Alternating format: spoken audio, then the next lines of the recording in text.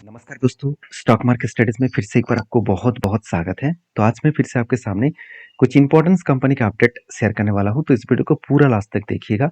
और अभी तक अपने चैनल को सब्सक्राइब नहीं किया तो जरूर कर लीजिएगा। कंटिन्यूअसली इन्फॉर्मेशन और अपडेट्स पाने के लिए चैनल के ऊपर बने रहिएगा। तो चलो देख लेते हैं कौन सा कंपनी है इस वीडियो के अंदर। फर्स्ट जो कंपनी है जिसके बारे में चर्चा करूँ उसका नाम है एमी ऑर्गेनिक लिमिटेड। देखिए एमी ऑर्गेनिक लिमिटेड बेसिकली देखा जाए तो एक केमिकल सेक्टर से बिलोंग करने वाला कंपनी है। और एमी ऑर्गेनिक लिमिटेड जो है वो स्पेशलिटी केमिकल के ऊपर काम करते हैं। मतलब इसका जो मेनली बिजनेस है वो मैन्युफैक्चरिंग का बिजनेस है, वो भी स्पेशलिटी केमिकल्स के ऊपर। और आप सभी जानते हैं लास्ट अराउंड 1.5 ईयर्स, तो 1.5 ईयर्स में केमिकल सेक्टर में कुछ खास ग्रोथ नहीं है, क्योंकि मार्केट में जो डिमांड है प्रोडक्ट का, वो डिमांड बहुत हद तक कम हो चुके हैं। तो एक चीज को नोटिस करना कि अगर आपका एक प्रोडक्ट है, उस प्रोडक्ट का मार्केट में डिमांड कम है, क्या आपका सेल्स बढ़ेंगे, क्या आपका प्रॉफिट बढ़ेगा? बिल्कुल नहीं ना। उसी सिचुएशन इस कंपनी के ऊपर देखने को मिला। सिर्फ यही नहीं, सारे के सारे केमिकल्स कंपनी के ऊपर है। फिर भी इस कंपनी का वैल्यूएशन मुझे थोड़ा सा हाई लगा, क्योंकि इसका इंडस्ट्रीज पी रेशियो से कंपनी का पी रेशियो डबल के आसपास है। तो कितना हाई है वो मैं आपको यहाँ पे भी दिखा देता हूँ। अगर मैं पी रेशियो एक टाइम दिखा तो कंपनी का चला गया था पी रेशियो 78 के आसपास, और वहां से गिर के कहाँ पे आया, 60 के आसपास। अभी कंपनी के एवरेज पी रेशियो कितना है, 52। मतलब कंपनी का जो वैल्यूएशन है वो थोड़ा सा हाइक देखने को मिला है। अभी इस कंपनी के ऊपर बेसिकली जो कंपनी का क्वार्टर रिजल्ट है वो फाइनली अभी तक रिजल्ट तो नहीं आया। तो इस बार किस तरीके से रिजल्ट आएगा उसके एक झलक मैं आपको दिखा देता हूँ। देखिए कंपनी ये बता रहा है कि कंपनी के सेल्स इस बार थोड़ा सा बढ़ने वाले हैं। तो एक पिछले सालों के कंपेयर में देखा है तो कंपनी का सेल्स थोड़ा सा ईयर ऑफ ईयर बेसिस में बढ़ने वाले हैं। तो एक्सपेंस पे कंपनी कंट्रोल में रखे, मगर कंपनी का नेट प्रॉफिट यहाँ पे डाउन हो गया। क्यों? क्योंकि जो कंपनी का आदर्श इनकम है, जो हमेशा पॉजिटिव में हुआ करता था, इस बार आदर्श इनकम कंपनी का नेगेटिव में चला गया। तो ऑब्वियसली यही कारण के वजह से कंपनी के ऊपर एक प्रेशराइज बनता हुआ देखने को मिला है। बाकी इस कंपनी के ऊपर एज ए इन्वेस्टर देखिए छोटे मोटे क्वांटिटी के साथ कंटिन्यू कर रहा है, चाहे वो एफ हो, चाहे वो डी हो, चाहे वो पब्लिक हो। हाँ, एफ ने 11.5% होल्डिंग को 8.5% तक लेके आए। मतलब एक अच्छा खासा अराउंड 3.5% के आसपास होल्डिंग को बेचा। तो अच्छा खासा होल्डिंग अगर बेचा जा रहा है इंस्टीट्यूशन के माध्यम से, इसका मतलब केमिकल सेक्टर में और भी ज्यादा प्रेशराइज बनता हुआ देखने को मिल सकता है। अभी इस एमी ऑर्गेनिक के ऊपर कुछ अपडेट है जो मैं आपके साथ शेयर करूंगा। आप देख सकते हैं एमी ऑर्गेनिक जो कंपनी है वो न्यू प्रोसेस जो मतलब पेटेंट्स है इन इंडिया, मतलब कुछ न्यू जो प्रोसेसिंग है उसके ऊपर पेटेंट क्या है इंडिया में, एक अपडेट है। दूसरी अपडेट क्या है, आप देख सकते हैं Ami organic board to consider final dividend for the financial year 2024। मतलब कंपनी का जब जिस दिन रिजल्ट आएगा उस दिन कंपनी डिविडेंड को भी अनाउंसमेंट करेंगे। तो फाइनल डिविडेंड कंपनी आपको देने वाला है, तो जिसके लिए कंपनी के ऊपर आपको जरूर वॉच करना चाहिए। देखिए कंपनी के ऊपर डिविडेंड स्प्लिट के चलते कोई भी काम नहीं करना है, हमेशा कंपनी के परफॉर्मेंस के ऊपर काम करना है। तो कंपनी के ऊपर अगर चार्ट पैटर्न्स के बारे में बात करें तो कंपनी के चार्ट पैटर्न आप ध्यान से देखेंगे, जब से कंपनी स्टार्ट हुआ तब से लेकर कंपनी के ऊपर कुछ खास ग्रोथ नहीं है। क्योंकि कंपनी जब लिस्टिंग हुआ था वो 2000 मतलब 2021 में, 2021 में अक्टूबर मंथ में कंपनी स्टार्ट हुआ था। स्टार्ट होने के बाद एक जर्नी तो की है, मगर कंपनी के ऊपर उतना खास ग्रोथ नहीं हुआ। कंपनी के ऊपर करेक्शन भी हो चुके हैं। तो देखिए फिलहाल के लिए कंपनी 200 डेज मूविंग एवरेज के ऊपर चल रहा है। तो एक अभी भी प्रेशराइज है, जब तक इस हायर लेवल को टच ना करे, जब तक इस हायर लेवल को ब्रेक ना करे, तब तक कुछ डिसीजन लेना मुझे लगता है थोड़ा सा वीकनेस हो सकता है। बाकी आपकी क्या राय है जरूर मुझे कमेंट्स करके बता सकते हैं। नेक्स्ट जो कंपनी उसका नाम है डिक्सन टेक्नोलॉजीज लिमिटेड। तो देखिए डिक्सन टेक्नोलॉजीज जो इंडिया में एक पॉपुलर कंपनी बन चुके हैं, क्योंकि जब से गवर्नमेंट ने इसको पीएलआई स्कीम के माध्यम से बहुत सारे फायदा अनाउंसमेंट किया, उसके साथ साथ जब से इसके ऊपर शाओमी ने इसके साथ बिग डील किया, क्योंकि फोन का जो डिस्प्ले है वो शाओमी इसी कंपनी के माध्यम से मैन्युफैक्चरिंग करने वाला है। तो इस तरीके से जब भी डील साइन हुआ तब से लेकर डिक्सन टेक्नोलॉजीज के ऊपर एक बड़ा धमाका देखने को मिला।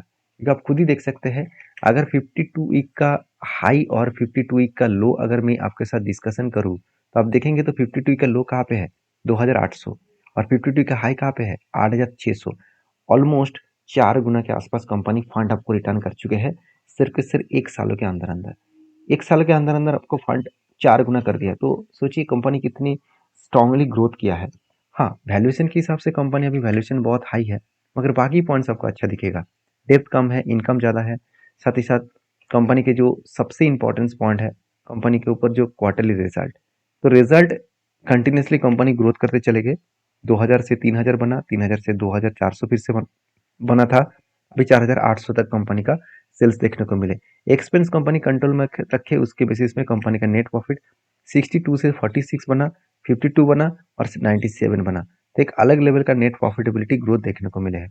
इस बार भी कंपनी का बेस्ट तरीके से प्रॉफिट ग्रोथ यहाँ पे देखने को मिला है। बाकी एज ए इन्वेस्टर, प्रोमोटर से लेकर एफआईडीएस पब्लिक, हर किसी के पास आपको अच्छा खासा इन्वेस्टमेंट दिखे, तो बेस्ट तरीके से यहाँ पे इन्वेस्टमेंट आपको देखने को मिला है। बाकी आपके क्या ओपिनियन है, जरूर मुझे कमेंट्स करना, क्योंकि कंपनी के ऊपर अच्छा खासा यहाँ पे ग्रोथेबल सिचुएशन आपको देखने को मिला है। तो मैं जरूर कहूँगा कि प्रोमोटर के साथ एफआईडीएस पब्लिक, हर किसी के पास आपको अच्छा खासा यहाँ पे इन्वेस्टमेंट देखने को मिलने के कारण कंपनी के ऊपर एक अच्छा खासा जर्नी यहाँ पे देखने को भी मिला है। देखिए कंपनी के ऊपर मुझे बहुत सारे ट्रेड मिला। पहले एक ट्रेड मिला था कुछ इस तरीके से, और वो ट्रेड कुछ इस तरीके से बना था, शोल्डर कम हेड कम शोल्डर बना, और फाइनली ब्रेकआउट करे और टारगेट भी अचीव हुआ 44% का। तो पहला टारगेट था। सेकंड एंट्री में फिर से यहाँ पे ले चुका हूँ, क्योंकि कंपनी के ऊपर एक बहुत दिनों तक यहाँ पे होल्ड करा था, एक रेंज के हिसाब से कंपनी काम कर रहा था, ब्रेकआउट किया, और उसके बाद जब भी रिटेस्ट करने के बाद फिर से ब्रेकआउट किया, तो मैंने इस जगह पे एंट्री लिया, और मेरा जो टारगेट है 1:3 रेशियो का है, तो 1:3 रेशियो का टारगेट लेकर मैं चल रहा हूँ। बाकी इस कंपनी के ऊपर आपकी क्या राय है, जरूर मुझे कमेंट्स करके बताना। तो नेक्स्ट सॉरी, डिक्सन टेक्नोलॉजीज के ऊपर एक अपडेट भी है जो मैं आपके साथ यहाँ पे शेयर करने वाला हूँ। आप देखिए डिक्सन यूनिट टाइज जो लॉन्चर्स है to manufacturing smartphone to for global brand. तो ग्लोबल ब्रांड का जो स्मार्टफोन है उसको मतलब उसके साथ टाइप्स किया जा रहा है, क्योंकि उसको लॉन्चेस करने वाले हैं और उसके साथ डील करके काम करने वाले हैं। तो बेसिकली जो डिक्सन टेक्नोलॉजी है इसके ऊपर एक गुड अपडेट है। मुझे लगता है यहाँ पे एक अच्छा खासा ग्रोथ आने का चांसेस बढ़ सकता है। तो बाकी डिक्सन के ऊपर आपकी क्या राय है, जरूर मुझे कमेंट्स करना। नेक्स्ट जो कंपनी उसका नाम है स्टेट बैंक ऑफ इंडिया।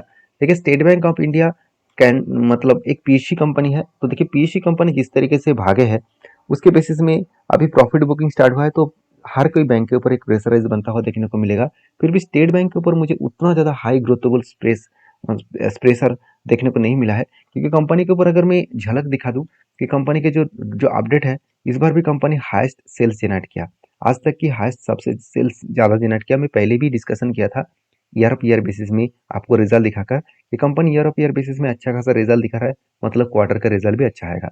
और रिजल्ट आने से पहले ही जो कंपनी भागते चले जा रहा है, इसका मतलब उसका रिजल्ट आने का चांसेस अच्छा खासा जो जरूर आपको देखने को मिल सकता है। तो बेसिकली कंपनी के ऊपर जो नेट प्रॉफिट है उसके बारे में चर्चा करूँ तो नेट प्रॉफिट आप देख सकते हैं किस तरीके से ग्रोथ हुआ, और इस बार कंपनी सबसे ज्यादा नहीं, कंपनी डबल के आसपास प्रॉफिट जनरेट किया, डबल से भी ज्यादा। तो कंपनी देखिए कहाँ से कहाँ तक जर्नी किया, कंपनी पिछले सालों की तुलना से सॉरी पिछले क्वार्टर की तुलना से कंपनी डबल के आसपास प्रॉफिट जनरेट किया, और इसी तरीके से डबल के आसपास प्रॉफिट जनरेट होने के कारण कंपनी के ऊपर एक अच्छा खासा ग्रोथ देखने को मिला है। तो बेसिकली कंपनी के ऊपर एक चीज मुझे और भी अच्छा लगा, कंपनी का बैलेंस शीट में कंपनी इस बार भी हाईएस्ट कर्जा लिया, और इसके बाद कंपनी के फिक्स एसेट और रिजर्व भी हाईएस्ट होता हुआ देखने को मिले हैं। तो इन्वेस्टर भी इस कंपनी के ऊपर ट्रस्ट बिल्ड करते हैं, चाहे वो पीएससी कंपनी हो, फिर भी कंपनी एक गवर्नमेंट कंपनी है होने के नाते भी स्टेट बैंक ऑफ इंडिया एक अलग लेवल का कंपनी है, क्योंकि इसके ऊपर इंस्टीट्यूशन जैसे लाइफ इंश्योरेंस कॉर्पोरेशन सबसे ज्यादा निवेश किया है, 8.5 से 9% के आसपास। साथ ही साथ एसबीआई टैक्स जो फंड है, म्यूचुअल फंड है, एसबीआई म्यूचुअल फंड कंपनी के बहुत सारे अलग अलग कैटेगरीज इसके ऊपर निवेश किया है। एचडीएफसी कंपनी भी निवेश किया है, एचडीएफसी म्यूचुअल फंड भी किया है, आईसीआईसीआई भी किया है। तो देखिए अलग अलग जो बड़े से बड़े दिग्गज इंस्टीट्यूशन है, बड़े से बड़े दिग्गज म्यूचुअल फंड कंपनी है, इसके ऊपर ट्रस्ट बिल्ड करते हैं और अच्छा खासा निवेश भी किया। और पब्लिक के हिसाब से पब्लिक आपको ऐसे ऐसे कोई नहीं दिखेगा जो 1% से ज़्यादा इस कंपनी के ऊपर होल्डिंग किया है। तो बेसिकली इस कंपनी के ऊपर मैं पॉजिटिव थिंकिंग लेकर चलता हूँ। तो इस कंपनी के ऊपर मुझे जो ट्रेड मिला था वो कुछ इस तरीके से है, कुछ इस तरीके से कफ विद 100% बना था, और फाइनली यहाँ पे ब्रेकआउट हुआ, और रिटेस्ट करने के बाद इजीली वो टारगेट का अचीव किया। और मैं ये भी सोच रहा हूँ कि अभी फिलहाल के लिए मेरा कोई भी ट्रेड नहीं है, ये भी सोच रहा हूँ कि कंपनी जब कुछ रेंज क्रिएट करेगा और नया कोई पैटर्न बनेगा तब मैं डिसीजन लूंगा। तो फिलहाल के लिए मैं इस कंपनी के ऊपर कोई भी ट्रेड नहीं लिया, और मैं शांति से इस कंपनी के ऊपर बैठे रहूंगा। तो नेक्स्ट जो कंपनी है उसका नाम है एल्कॉन इंजीनियरिंग लिमिटेड, जो बेसिकली देखा है तो एक छोटा सा कंपनी है, मगर कंपनी जल्द से जल्द आपको बोनस का अपडेट देने वाला है, बोनस नहीं तो स्प्लिट, कुछ भी एक अपडेट जल्द से जल्द आने वाला है। कंपनी एक रिपोर्ट के न्यूज के माध्यम से ही बता रहे थे कि कंपनी एक्स्ट्रा बेनिफिट पब्लिक को देने वाले है, और मतलब जितने सारे इन्वेस्टर है उसको देने वाले है।